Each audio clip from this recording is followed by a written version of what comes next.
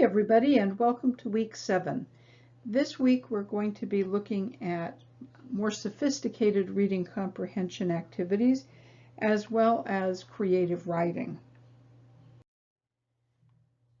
Reading comprehension involves a sophisticated set of skills, and each of those skills may need to be taught. For example, we may think that we can rely on students' understanding of similes and metaphors and other kinds of literary allusions, but research has found that often, especially with high school students, there are problems with transfer of training. Students have difficulty understanding what they learn in one context can be applied directly to another context. So it's important at times, you'll have to base this on how your particular class is doing, but it may be very important to reteach those basic kinds of language arts skills as you continue to get more sophisticated with the reading texts that the students will encounter. In addition to that, learners need to have a kind of foundation of background knowledge in order to be able to understand second language texts, and that's especially true when it comes to literary texts. Even with modern song lyrics, there is an issue that is known as intertextuality, and it requires really careful scaffolding. So you're going to be immediately responding by, what in the world is intertextuality? The answer to that is that it really is a way of one text relying on another text or incorporating elements from another text. So for example, this shows up in titles of American literature for sure, English literature too. One of the famous novels by John Steinbeck, it's actually a novella, is Of Mice and Men. It's a story about two guys who are kind of down on their luck. They move to California looking for opportunities, economic opportunities, and work toward the dream of buying their own ranch, but they're never allowed to get there because of circumstances. The title for this is taken from a poem by Robert Burns, the Scottish poet. And Burns' poem is called To a Mouse. And it basically says, that the mouse had all these plans, but they may have proved in vain. He says, the best laid schemes of mice and men gang after gley, and lit us not but grief and pain for promised joy. So the title of the book, taken from the poem, it tells you that the poem's theme is going to be a theme that shows up in the book. This is one example. There are lots of others. Remembrance of Things Past by Marcel Proust.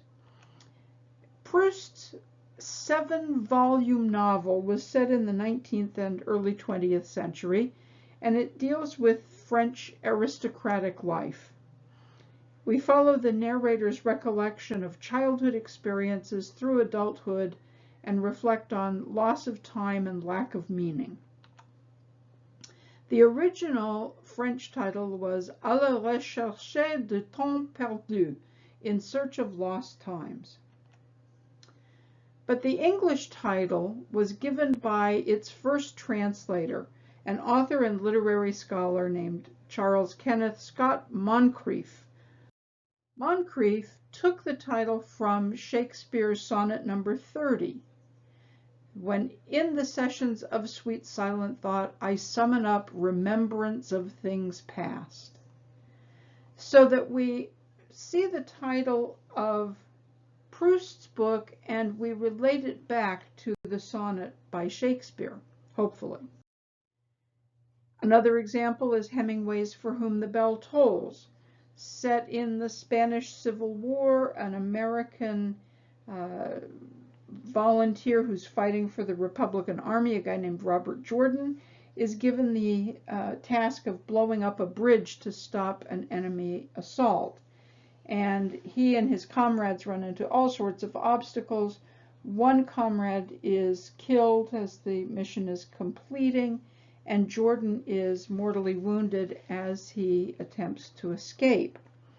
Here again, the title comes from, the theme of the book is that nations are all connected, that Spain's move from democracy to fascism was going to have an impact on every country and every person. The title, For Whom the Bell Tolls, comes from a very common custom in the Christian world, especially in Europe, of tolling a church bell to announce a death.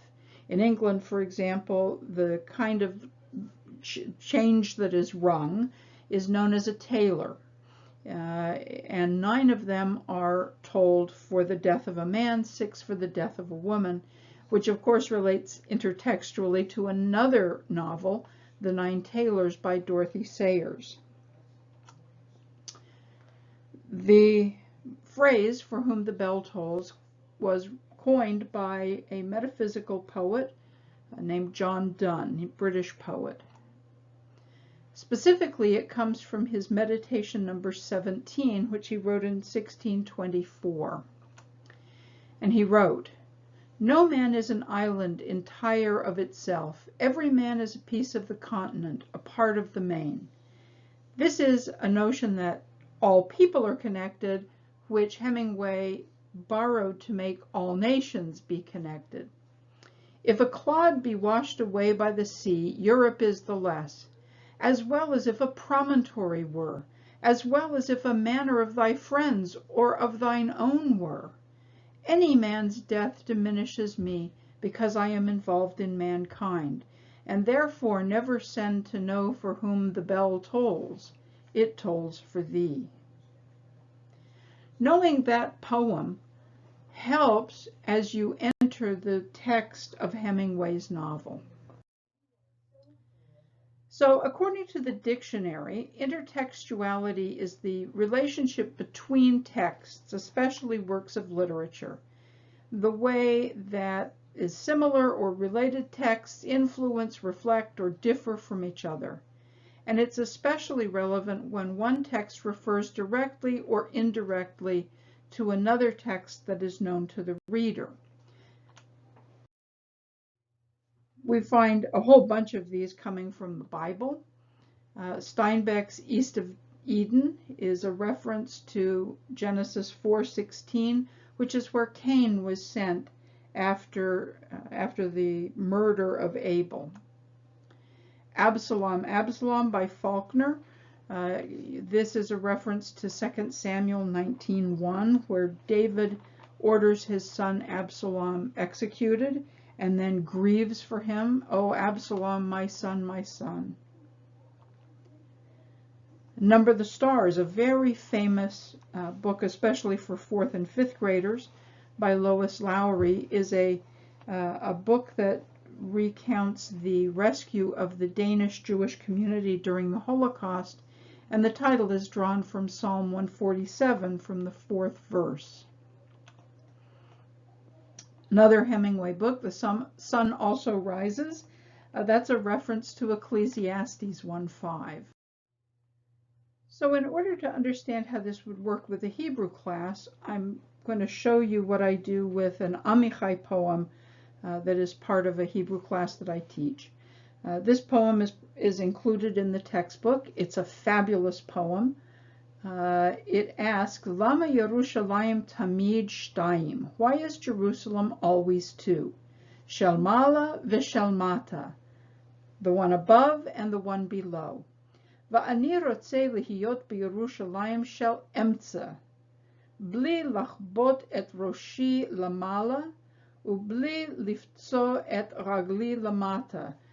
I want to live in a Jerusalem that's in the middle, so I don't crack my head on the lamala, on the upper part, and I don't scrape my knees or scrape my legs on the lower part. Velama Yerushalayim bilshon zugit kamo yadayim v'reglayim. Why is the name of this city in the linguistic form that we know of as the dual form, like 2 hands, 2 legs. Pa'amayim, 2 times. Ani rotze lihiyot rak birushal achat. I want to be in just one Jerusalem or Yerushal. Ki ani rak ani echad velo anayim. Love it. Because I am just one me and not 2 me's. So to understand this particular poem, it's important to review with the students the notion of the dual form in Hebrew. It's a linguistic form. It's really important. It's very common. It shows up all the time. Pa'amayim, twice. Matayim, 200. Alpayim, 2,000, and so on. So we take a quick run through the dual form, and then we talk a little bit about the nature of Jerusalem and the duality of Jerusalem. Politically, it's the new city and the old city, or East Jerusalem versus West Jerusalem. We can talk about the origin of the name, which comes from 2 passages in Genesis. Genesis 14, we meet Melchizedek, king of the city Shalem. Later, in Genesis 21, Abraham names the place Adonai Yireh, God sees. You combine Yareh, or Yeru, with Shalem, and you get Yerushalayim.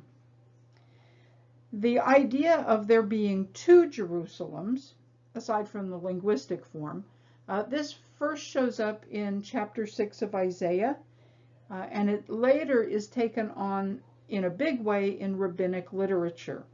So as part of the scaffolding for studying this poem, I give the students a section from Avot the Rabbi Natan, the Avot of Rabbi Natan, which is a little tractate in the Talmud. And this particular section talks about the different measures. There are 10 measures of goodness in the world. 9 were given to Jerusalem, 1 to the rest of the world, and so on. But the little passage itself speaks of duality: goodness, evil, kindness, hatred. It's a very interesting little piece of text, and it does set the tone for the modern poem by Yehuda Amichai. As the presentation I just did for you about how I teach Amichai's poem shows, there are ways to prepare students in advance before they encounter the text. There's a whole host of different activities you can do. You can discuss the key vocabulary. You can ask students to take that vocabulary and create sentences of their own to make sure they really understand it. If the text has illustrations, you can look at those and predict what the content will be. Or you can look at the title and predict the content from the title. You can ask students to write questions that they think the text will answer, or you can begin with KWL or KWHL charts. So KWL, K is for know, what do you already know? W is for what do you want to learn? And L is what you fill in after you've read it for what have you learned. KWHL is what do you know and what do you want to know. And then H is how do you learn it, and L is what you learn. The L or the HL are obviously filled out after the passage has been read, or can be filled out as the student is reading the passage. There are activities that are done during reading. I mentioned completing the KWL or KWHL chart as a possibility. Students can also create an outline or a mind map that they can fill in as they read. They can identify topic sentences and the main ideas of paragraphs. They can make notes in the margins using a coding system. They can put a question mark next to something they don't understand, or an exclamation point next to something they agree with or that may surprise them. And of course, there are activities that are done after reading. Students can write a summary of the text. You can ask them to find sections that they found interesting or to illustrate them with a drawing. You can ask students to engage in creative writing activities, to create a text using the one that they just read as a model, but bringing their own ideas to the task. Or you can ask students to create a quiz. Each student can create a quiz, and you can take the 10 best questions, and that can be the quiz at the end of the unit. This week's unit from the University of Texas focuses on how to use creative writing in the second language classroom. One of the activities that they recommend is asking students to write acrostic poems using their names. And they actually have a video showing the students engaging in this. Acrostic poems are actually a very traditional Jewish poetry form. The Bible, the book of Psalms, contains a number of alphabetic acrostics where the first line starts with Aleph and the second with Bet and the third with Gimel. In addition, there are piyutim or holiday songs like Mipiel, which is also an alphabetic acrostic. And of course, Lecha Dodi, that wonderful Friday night song prayer to welcome Shabbat. It spells out the name of the author of the poem. The first letter of each verse spells out the name Shlomo Halevi, for Shlomo Halevi Alkabetz, who actually wrote the poem. Classic Jewish form of expression, and make use of it. It's a good thing to do. You can also, on a more sophisticated level, rather than just focusing on single words, you can have students write poems in the style of haiku or cinquain. Haiku, of course, is a Japanese style. Cinquain is an American style. And both of them are perfectly legitimate ways to get students to write in Hebrew. You can have them use words from their favorite saying to create pictures. I've got a couple of examples of this in the illustration for this slide. We were friends when we lived in New Jersey. We were friends with the Kletzkys.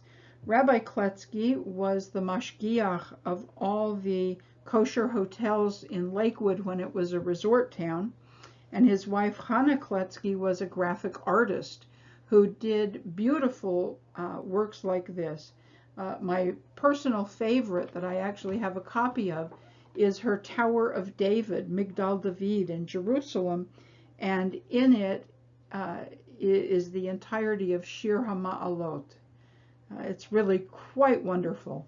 This is a classic form of Jewish artistic expression. I've seen the entirety of the book of Esther written out in the shape of a giant bear. This is something that's also fun. Just let kids play with it and come up with their own artwork this way. Why not? It gets them using Hebrew in a very different way. And away from poetry or from, sayings, we come to what you can do with stories. Students can read a story in Hebrew, and then either you withhold the actual ending and let them create their own, or you let them read the ending and then ask them to create alternative endings. All of these are designed simply to get them using the language creatively in their own way and making it their own. And who knows, maybe like Calvin in this Calvin and Hobbes cartoon, students will go from disliking writing assignments to actually finding out how much fun they can be, how personal they can be, and how maybe they'll even go on to write a thesis or a dissertation. We never know, but we live in hope. After all, teaching is all about being hopeful and optimistic for the future.